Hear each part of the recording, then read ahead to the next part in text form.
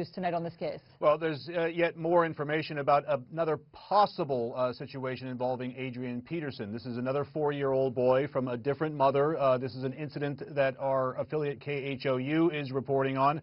CNN has not independently confirmed those accusations because there are some concerns with it. This has apparently happened last June, but I can tell you that Mr. Peterson's lawyer was very, very quick with a statement on this when I read a bit of that from Rusty Hardin, his lawyer. The allegation of another investigation into Adrian Peterson is simply not true. This is not a new allegation. It's one that is unsubstantiated and was shopped around to authorities in 2 states over a year ago, and nothing came of it. An adult witness adamantly insists Adrian did nothing inappropriate with his son. There is no ongoing or new investigation. Clearly a very tough and hard statement coming out tonight, trying to put the kibosh basically on this new allegation. So, Miguel, I don't have to tell you, this case has caused a huge debate on discipline today.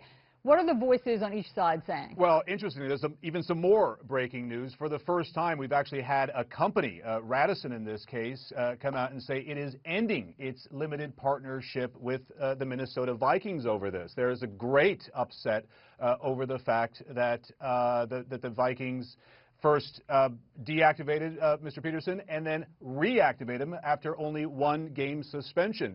If you listen to ESPN these days, you have commentators like Chris Carter going after him, and Hannah Storm was almost crying on air. Amazing. I spent this week answering seemingly impossible questions about the league's biggest stars. Mom, why did he do that? Why is he in jail? Why didn't he get fired? And yesterday, why don't they even have control of their own players? Take them off the field. I don't care what. We're in a climate right now, I don't care what it is. Take them off the dang on field. Because you know what? As a man, that's the only thing we really respect. We don't respect no women. We don't respect no kids.